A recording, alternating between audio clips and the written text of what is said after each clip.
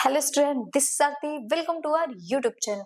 आज हम करेंगे 10th क्लास के हिस्ट्री का chapter print culture and the modern world. ये जो चैप्टर है इसके काफी सारे टॉपिक हम कवर कर चुके हैं। आज हम एक न्यू टॉपिक स्टार्ट करने वाले हैं। इससे पहले हमने जो चीजें समझी थी, देखिए हमने उसमें क्या देखा था कि जो प्रिंट था वो किस तरीके से धीरे धीरे करके हर जगह स्प्रेड हो रहा था। स्टार्टिंग हुई थी चाइना से, फिर जापान गया, जापान से यूरोप, एंड यूरोप के बाद वो जो पूरा वर्ल्ड था पूरे वर्ल्ड में स्प्रेड हो गया। सबसे पहले जो प्रिंटिंग प्रेस बनाई गई थी वो गुटेनबर्ग ने बनाई थी। अब उसके बाद हम देखेंगे प्रिंटिंग प्रेस बनने के बाद जो स्पीड थी प्रिंटिंग की वो बढ़ चुकी थी। अब धीरे धीरे जो पब्लिक थी वो प्रिंट की तरफ बढ़ रही थी, जो रीडिंग पब्लिक थी अब वो इंक्रीज हो रही थी। तो आज हम रीडिंग मान्या करने वाले हैं। रीडिंग मान्या में हम यही देखेंगे कि जो रीडिंग पब्लिक थी वो किस तरीके से बूस्ट करके इंक्रीज हो जाती है। तो चलिए देखेंगे किस तरीके से वो इंक्रीज होती है। आज का टॉपिक हम यहीं से स्टार्ट करेंगे। तो आज देखिए, आज हम रीडिंग मान्या स्टार्ट करने वाले हैं। तो रीडिंग मान्या क्या था? रीडिंग मान्या का मतलब होता है कि एकदम से जो लोगों में जोश भर जाना और जोश के साथ उस पब्लिक का बढ़ जाना जो रीडिंग पब्लिक है। इससे पहले हमने देखा था जो पॉपुलेशन थी रीडिंग वो एमर्ज हो रही थी, बढ़ रही थी, बट इसमें हम देखेंगे किस तरीके से वो इंक्रीज हुई थी। तो चलिए ज्यादा टाइम ना बर्बाद करेंगे, स्टार्ट करेंगे अपना topic. Through the 17th and 18th century literacy rate went up most part of Europe. जो लिटरेसी रेट था वो यूरोप के बहुत सारे पार्ट्स में बढ़ गया था। कब? 17th और 18th सेंचुरी में। Church of different denomination setup school, church हो गया और जो अदर डिनोमिनेशन थे उन्होंने क्या करते स्कूल सेटअप करे थे। मतलब लोगों के लिए स्कूल्स ओपन करवाए जा रहे थे ताकि बच्चे वहां जाकर पढ़ सके। तो चर्च वगैरह ने ये काम किया था, स्कूल्स ओपन करवाने का, सेटअप करवाने का। कहाँ हो रहे थे? विलेज में। Carrying literacy to peasants and artisans, जहां पर जो पुअर लोग हैं उनके बच्चे भी पढ़ सके। जैसे पीजेंट्स हो गए, गरीब लोग हो गए, आर्टिसंस हो गए, इनके बच्चे भी वहां पर पढ़ सके। By the end of the 18th century, 18th century के लास्ट तक कुछ पार्ट जो यूरोप के हैं लिटरेसी रेट वो वाज हाई, वहां पर जो लिटरेसी रेट था वो बहुत ज्यादा हो गया था। 60 टू 80% हो गया था। देखिए इससे पहले हमने क्या देखा था, जो यूरोप में लिटरेसी रेट था वो 20% से भी कम था, बट अब अगर हम देखें तो लिटरेसी रेट 60 टू 80% हो गया था।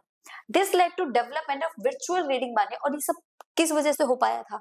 जो बुक्स आ रही थी, बुक्स को लोग देख रहे थे, पढ़ रहे थे, जो वर्चुअल चीजें उनके पास थी रीडिंग की, उनके हाथों में जो बुक्स थी, ये सब उसी की वजह से पॉसिबल हो पाया था। उसी की वजह से यूरोप का डेवलपमेंट भी हो रहा था।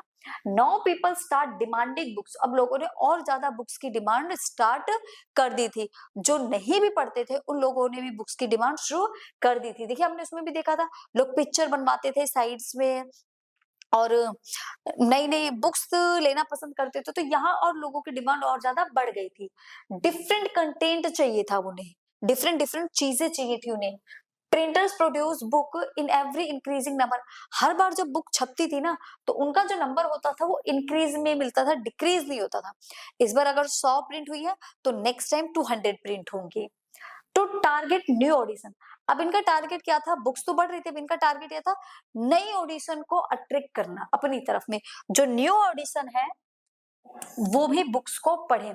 तो producers also begin printing new forms of popular literature.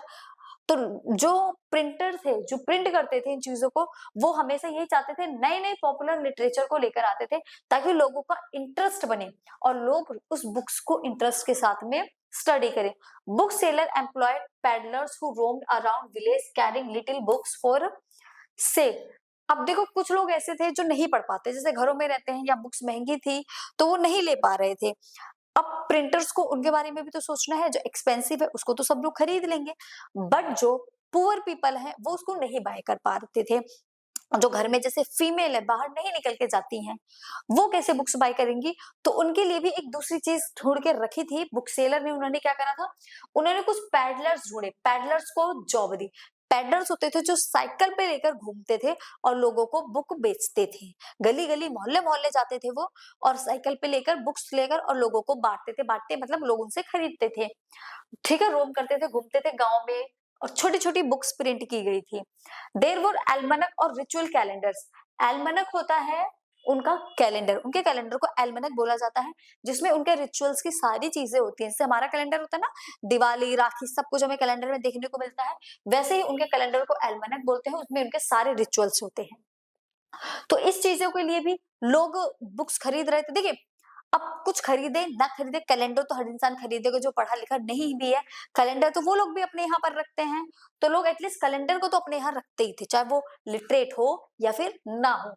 Along with ballets and फॉकटेल्स, और उनमें ये जो बुक सेलर पैनी बुक्स, सॉरी, जो लिटिल स्मॉल बुक्स होती थी, इसमें फॉकटेल्स भी होती थी, बैलेट्स भी होते थे, मतलब उनके जो कल्चर से रिलेटेड सॉन्ग्स है, पुराने गाने वगैरह, ये सब होते थे। तो इनको पढ़ने के लिए, एंटरटेनमेंट के लिए लोग इनको बाय किया करते थे। तो इससे क्या था, एंटरटेनमेंट भी लोगों का बढ़ रहा था। Entertainment begin to reach ordinary readers as well. अब जो एंटरटेनमेंट था, पहले सिर्फ उन्हीं लोगों के पास था जो लिटरेट थे, बट अब ये धीरे धीरे करके सब पढ़ने वाली पब्लिक बन रहे थे, तो सब एंटरटेनमेंट अपना खुद से ही कर लेते थे बुक्स को पढ़ पढ़ कर। जैसे एग्जांपल है, इंग्लैंड में पैटी पैडलर्स हुआ करते थे। कौन? Petty peddlers. ये जो पैडलर्स हैं, साइकिल पर लेकर घूमते हैं, इन्हीं को पैटी पैडलर्स बोला गया है। इनको चैपमैन के नाम से भी जाना जाता है। इन पैटी पैडलर्स को क्या बोलते हैं? चैपमैन भी बोला जाता है। Used to carry penny chap books. ये लोग क्या लेके घूमा करते थे? Chap books. ये जो स्मॉल छोटी बुक्स है, इनको पेनी चैप बुक्स बोला जाता था। तो ये छोटी बुक्स हुआ करती थी, जो घर में फीमेल्स रसोई में काम कर रही है, किचन से ही खरीद ली है। छोटी छोटी बुक्स हैं, जिसमें हाउस कीपिंग की चीजें होती थी, घर को कैसे संभालना है, क्या खाना बनाना है, ये सारी चीजें उसमें होती थी। तो फीमेल्स उनको ज्यादा बाय करती थी। France there was Bibliotheque Bleue. France में ब्लेथिक ब्लू नाम की बुक्स थी। ये साइज, स्मॉल साइज की होती थी। प्राइस भी इसका कम होता था, इसलिए कम होता था ताकि हर कोई इसको बाय कर सके। Printed on poor quality paper. देखिए, इनका प्राइस इसलिए कम था क्योंकि ये पुअर क्वालिटी ऑफ पेपर थी। And bound in cheap blue covers, और उनके ऊपर ब्लू कलर का कवर चढ़ा होता था। Available for even ordinary readers, ये हर एक रीडर्स के लिए अवेलेबल थी। इसमें सारी चीजें होती थी, तो इसलिए ये इसका नाम ब्लेथिक ब्लू पड़ा, क्योंकि इस पर ब्लू कलर का कवर होता था और बहुत सस्ती होती थी, हर इंसान इसको बाय कर सकता था। क्यों सस्ती थी? क्योंकि ये उन लोगों के लिए बनाई गई थी स्पेशली, जो महंगी बुक्स को बाय नहीं कर पाते हैं। तो सस्ती क्वालिटी थी, इनकी पेपर क्वालिटी सस्ती थी, तो ये सस्ती सस्ती बुकें इसलिए बनाई थी कि हर इंसान पढ़ सके। अब उनका सिर्फ एक ही काम था कि बुक्स को हर एक पर्सन तक पहुंचाना, और हर एक पर्सन तक पहुंचाने के लिए उन्होंने जो पॉसिबिलिटी थी, जो वो कर सकते थे, सब किया। सस्ती बुक्स प्रिंट कर दी, उनके कवर, पेपर क्वालिटी सब लो कर दिया। मेन ये नहीं था कि पेपर क्वालिटी लो है, मेन ये था कि हर इंसान अब बुक्स पढ़ सकता था। तो ये था हमारा reading mania. There were the romance printed on 4 to 6 page. उसमें रोमांस भी होता था। 4 to 6 पेज में ये जो ब्लूथिक ब्लू और ये पेन बुक्स थी, इनमें सारी चीजें होती थी। 4-5 पन्नों में क्या होता था? रोमांस होता था, बैलेट्स होते थे, फॉकटेल्स होते थे, सब कुछ होता था। Books were of various size, हर साइज में बुक्स होती थी। Serving many different purpose and interest. हर इंसान का पर्पस अलग था, सब अपने हिसाब से अपनी बुक्स को बाय किया करते थे। किसी को घर के काम के लिए चाहिए, वो बाय कर रहा है, किसी को बिजनेस के लिए चाहिए, किसी को स्टोरीज के लिए चाहिए, तो हर इंसान अपने हिसाब से बुक्स को बाय कर लेता था। The periodically press develop from early 18th century. जब प्रेस डेवलप हुई 18th सेंचुरी में, combing information about current affairs with entertainment, फिर करंट अफेयर्स को भी उसमें प्रिंट किया जाने लगा। प्रिंटिंग प्रेस के बाद जो करंट अफेयर्स थे, वो भी यहाँ प्रिंट किए जाने लगे थे। न्यूज़पेपर हो गए, जर्नल्स हो गए, carried information about wars and trade as well as news of development in other place. हर टाइप की न्यूज उसमें आती थी। न्यूज़पेपर में, जर्नल्स में इंफॉर्मेशन होती थी, वॉर्स की, ट्रेड की, न्यूज ऑफ डेवलपमेंट, सारी चीजें ही न्यूज़पेपर और जर्नल्स में आपको मिल जाती थी। ये भी प्रिंट होने लग गए थे। सिमिलरली जो आइडियाज थे, scientist and philosopher now become more accessible to common people.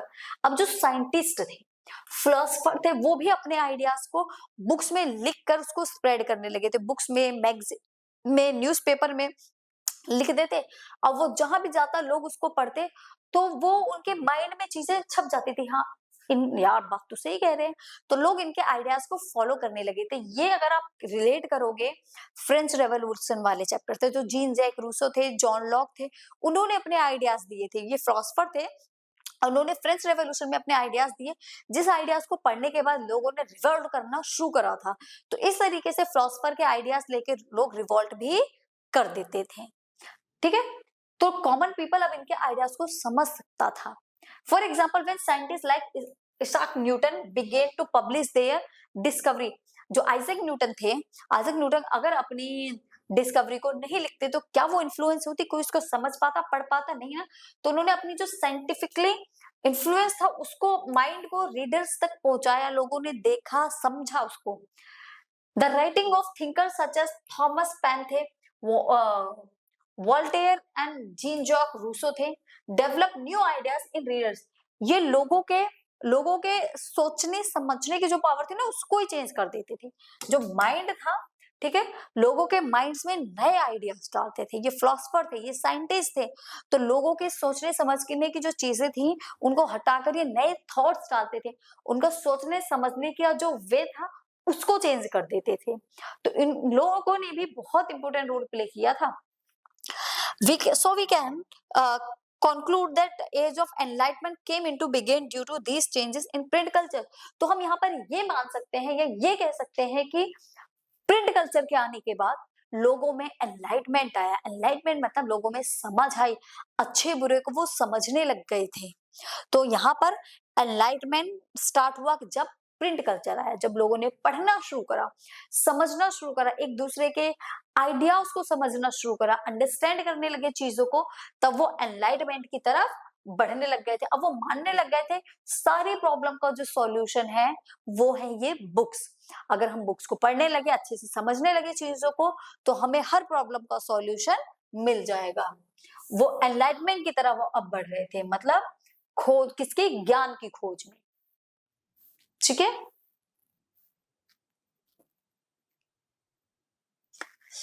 Tremble therefore tyrants of the new world. Tremble मतलब लोग डर रहे थे, टायरेंट मतलब कुछ लोगों ने जो कंट्रोल कर रखा था सोसाइटी पे, अब उनको कैसे हटाया जाएगा। तो देखिए यहाँ पर है, the mid 18th century there was a common conviction that books were a means of spreading progress and enlightenment। अब जो बुक्स थी वो बढ़ रही थी, लोगों को कन्विंस कर रही थी किस तरफ, एनलाइटमेंट की तरफ।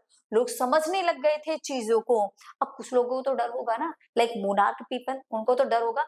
लोगों में जब समझने बूझने की पावर आ जाएगी तो हमारी तो गवर्नमेंट गई, फिर उनको कुछ तो डर था और लोगों को था इनको बाहर फेंकना है निकाल कर। तभी तो याद होगा फ्रेंच रेवोल्यूशन में इन फिलोसफर के आइडिया से रिवॉल्ट हुआ था और मोनार्की को हटा फेंका था। तो वही चीज यहाँ होगी। Many people believe that the books could change the world. कुछ लोगों का विश्वास ये था कि बुक्स जो है वो पूरे वर्ल्ड को चेंज कर सकती है। जैसे मैंने अभी बताया कि हर प्रॉब्लम का सॉल्यूशन बुक्स थे। लिबरेट सोसाइटी, अब सोसाइटी आजाद हो चुकी थी, समझ रही थी from the despotism and tyranny, कि अब हमारे पर कोई रूल नहीं कर सकता। And there will be a time when reason and intellect would rule. अब हमें ये खुद बताएंगे कि कौन हमारे पर रूल करेगा, किस तरीके से वो रूल करेगा। लुइस सेबेस्टियन मर्सियर थे, ये एक नॉवेलिस्ट थे, 18th सेंचुरी के, फ्रांस के थे। इन्होंने डिक्लेयर किया कि जो प्रिंटिंग प्रेस है is the most powerful engine. Printing press एक बहुत ही पावरफुल इंजन है प्रोग्रेस का। And public opinion is the force that will swipe despotism away. और पब्लिक ये बताएगी, पब्लिक का ओपिनियन होगा कि वो डेस्पोटिज्म को किस तरीके से उखाड़ फेंकेंगे। तो जो लुइस सेबेस्टियन मर्सियर थे ये एक नॉवेलिस्ट थे, ठीक है। जैसे लुइस मार्टिन लूथर थे, उन्होंने अपनी बातें बोली और प्रोटेस्टेंट एक पूरी क्रिश्चियन सोसाइटी चेंज कर दी। तो उसी टाइप से लुइस सेबेस्टियन मर्सियर भी थे, इन्होंने भी सोसाइटी में बहुत बड़ा चेंज लेकर आए। ये नॉवेलिस्ट थे, नॉवल लिखते थे, और इनकी नॉवल में ना जो हीरो होता था, रियल लाइफ में हीरो पिटता है, बुरे काम करके फाइनली वो अच्छा बन जाता है, बट इनकी में क्या था, हीरो सिर्फ पढ़ेगा, पढ़ लिख के वो बहुत ही महान इंसान बन जाएगा। इनकी बुक्स के, इनकी नॉवल के जो हीरो थे वो रीडर हुआ करते थे, बुक्स को पढ़ के महान इंसान बनते थे। मतलब इनकी जो चीजें थी वो किसके इर्द गिर्द मूव करती थी, बुक्स के, कि जो पढ़ेगा वही अच्छा बनेगा, जो नहीं पढ़ेगा वो अच्छा नहीं बनेगा। तो यही इन्होंने यही बोला है कि जो प्रोग्रेस है, ठीक है, जो प्रिंटिंग प्रेस है वो पावरफुल इंजन है, क्योंकि प्रिंटिंग प्रेस की वजह से ही तो सब लोग पढ़ पा रहे हैं, बुक्स प्रिंट हो रही हैं।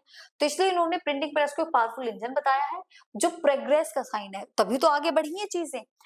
और अब जो पब्लिक है, पब्लिक का ओपिनियन इस जगह पर फोर्स देगा कि वो किस तरीके से डेस्पोटिज्म को हटा सकते हैं।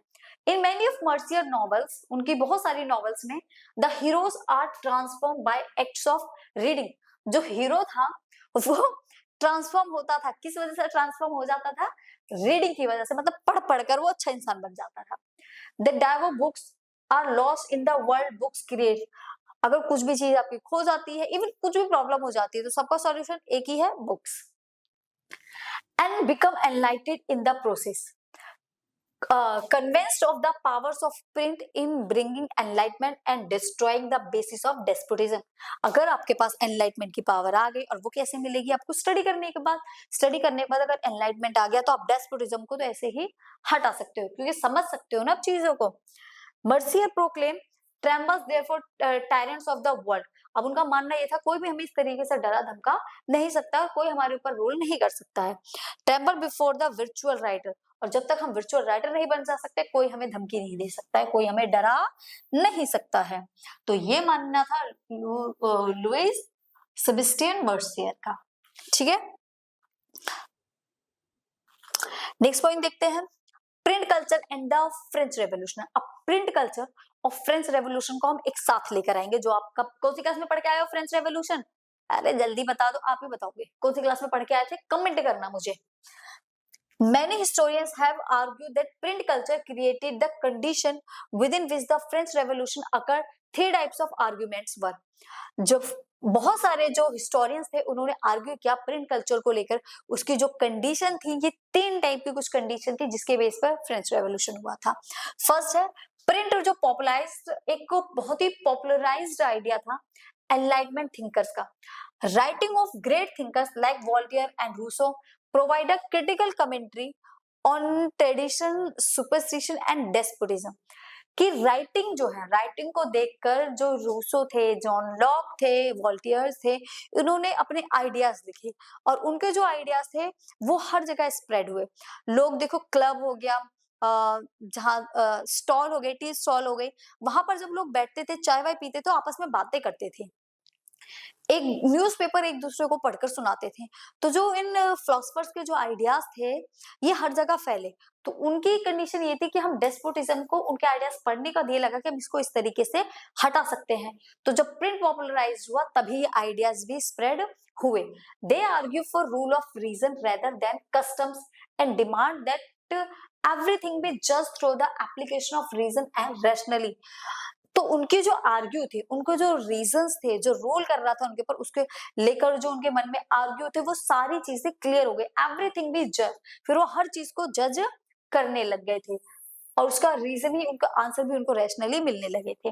दे attack the sacred authority of the church. जिस अथॉरिटी से वो डरते थे, उसी अथॉरिटी पर उन्होंने डरते डरते फाइनली अटैक कर दिया था। And the despotic power of the state, thus their ideas made people think rationally।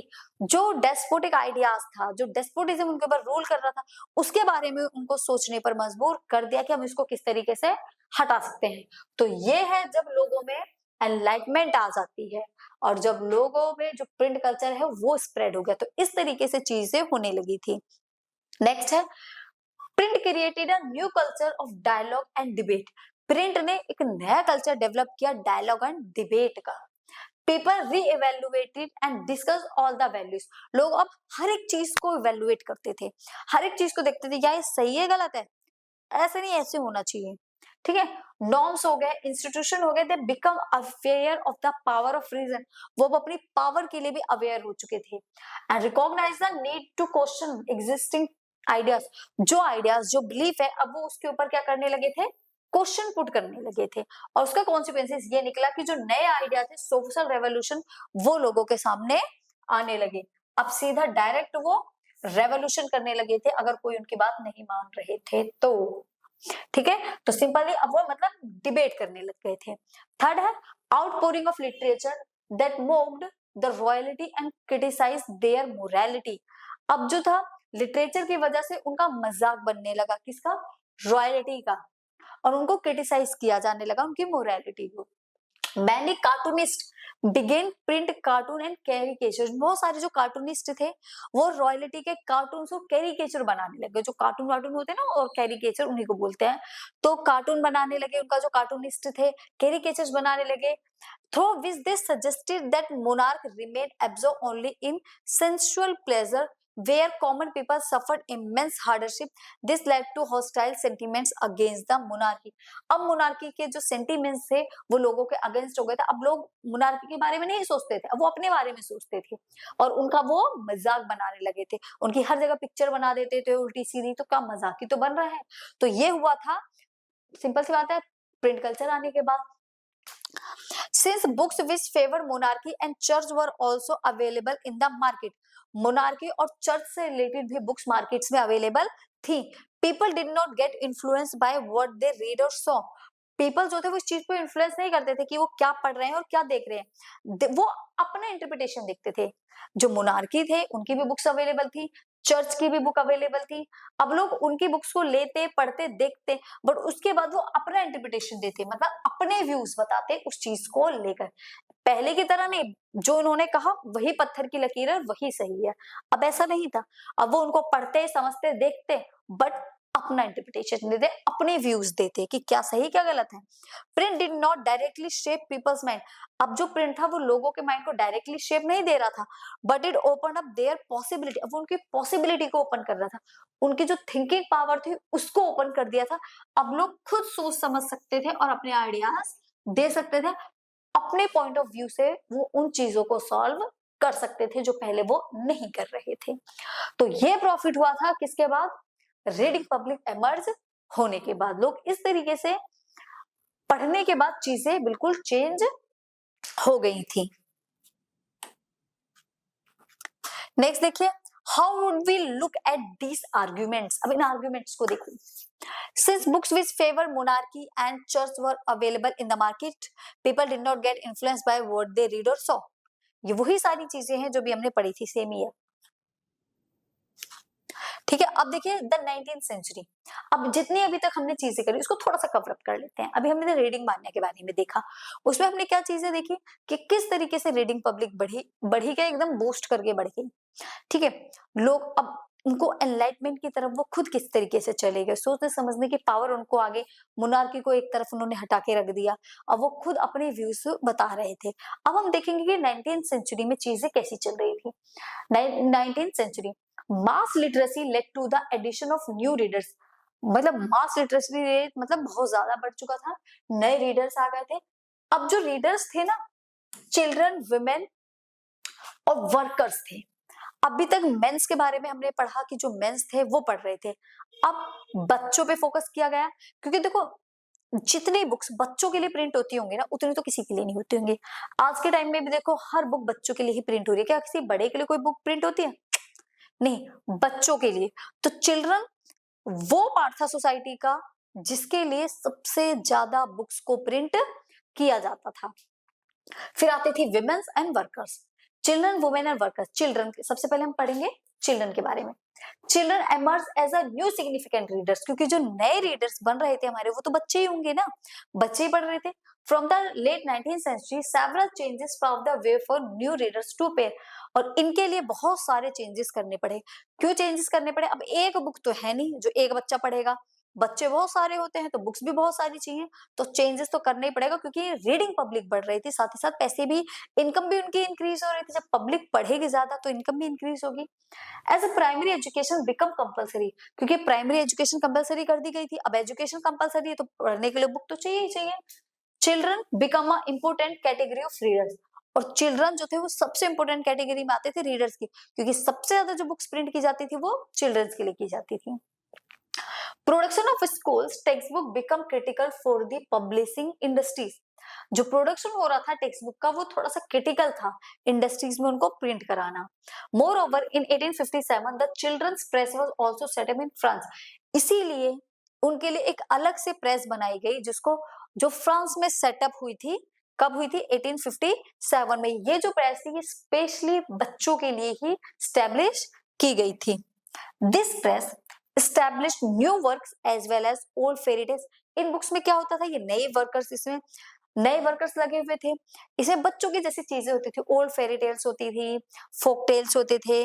There is another example of Grimm brothers. कुछ ग्रिम ब्रदर्स थे, वो ग्रिम ब्रदर गांव जा जाकर, लोगों की गली गली, मोहल्ले मोहल्ले जा जाकर बच्चों के लिए स्टोरीज लेकर आते थे, उनके लिए फोक टेल्स कलेक्ट करके लेकर आते थे और उनको प्रिंट करवाते थे। तो ये काम किया है ग्रिम ब्रदर्स ने, गांव शहर हर जगह जाकर उनके लिए स्टोरीज को कलेक्ट करना।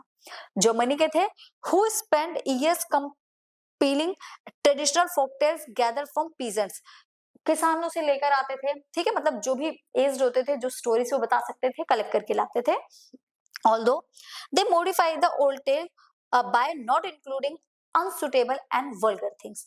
तो ये लोग वहां पर आते और उसमें क्या देखते हैं कि इसमें कौन सी ऐसी चीजें हैं जो पुरानी है, पुरानी चीजों को हटाकर न्यू ऐड करते, और जो वल्गर चीजें या अनसुटेबल चीजें होती थी बच्चों के अकॉर्डिंग, उसको रिमूव कर देते थे और उसकी जगह कुछ अदर चीजें डाल देते थे।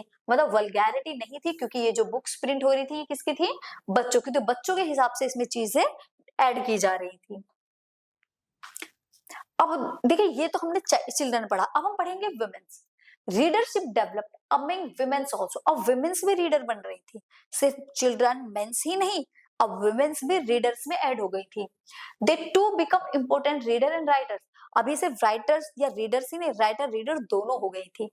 पेनी magazines came into the market. जब पेनी मैगजीन्स मार्केट में आई, स्पेशली किसके लिए आई थी, वुमेन्स के लिए। ये जो मैगजीन्स थी, ये regarding proper behaviour and housekeeping, in books में हाउसकीपिंग था, प्रॉपर बिहेवियर था कि विमेन्स को अपना घर किस तरीके से संभालना चाहिए, किस तरीके से बिहेव करना चाहिए। तो ये सारी चीजें पेनी मैगजीन्स में होती थी, जिसको सबसे ज्यादा बाय कौन करता था, विमेन्स करती थी।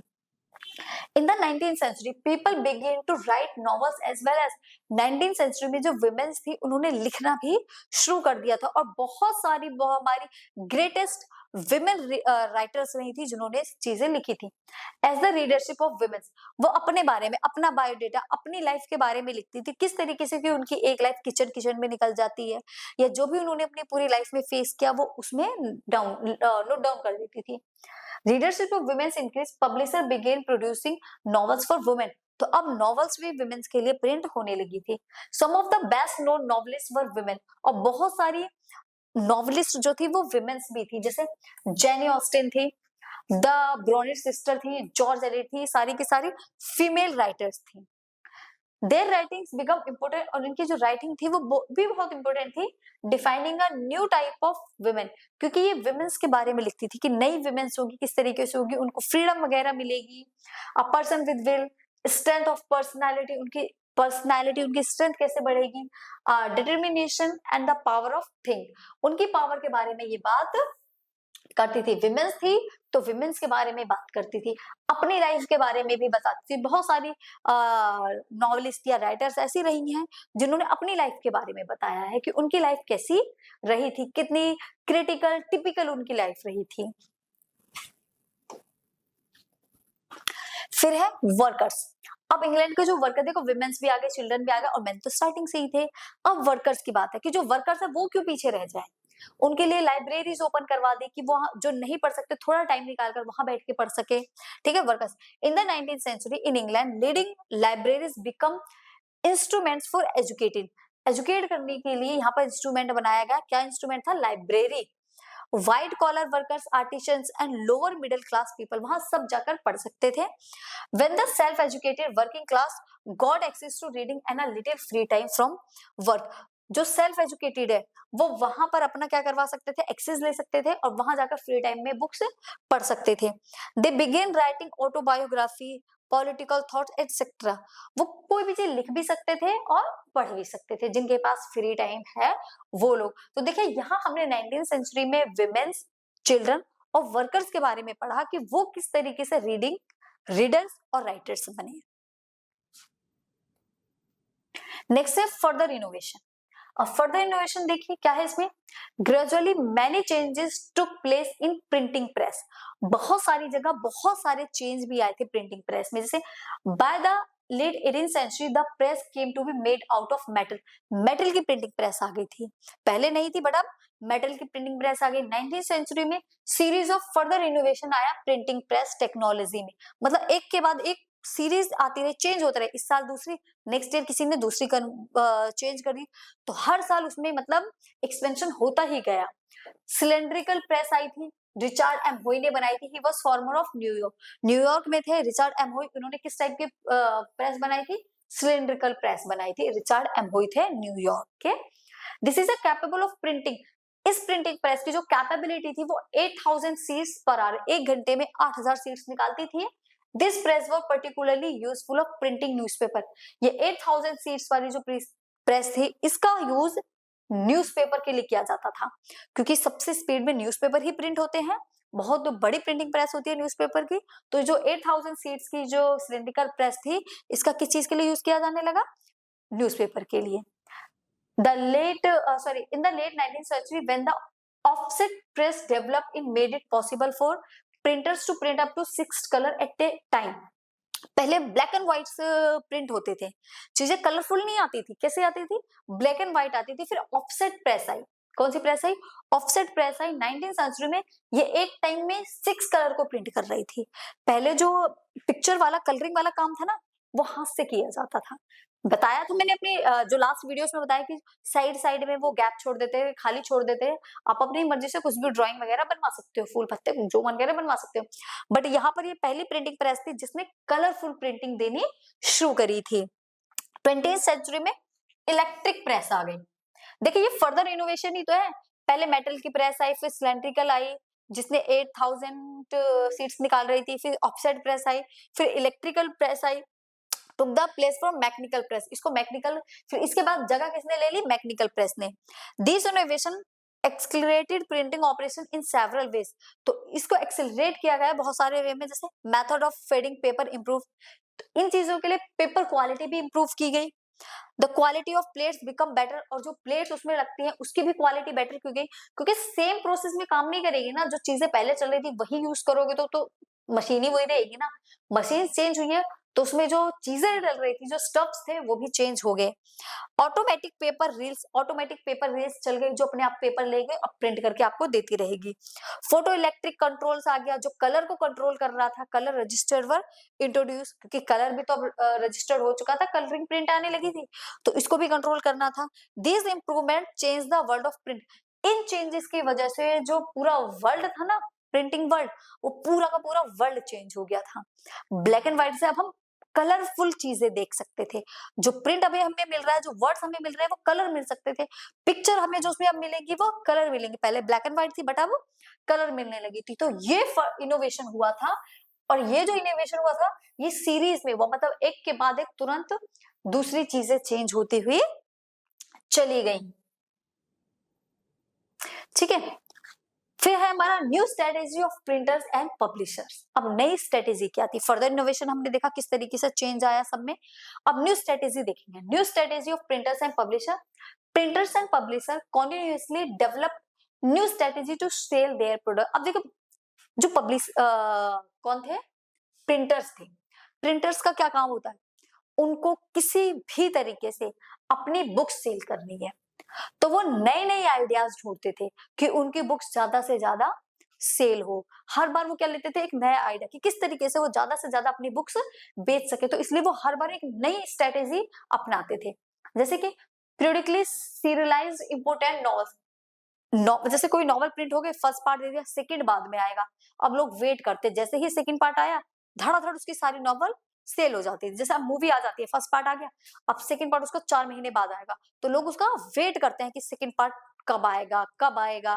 तो जैसे ही सेकंड पार्ट आता है, लोग सारे थिएटर वगैरह पहले ही फुल हो चुके होते हैं। तो ये अर्निंग सोर्स है कि हम किस तरीके से ज्यादा अर्न कर सकते हैं।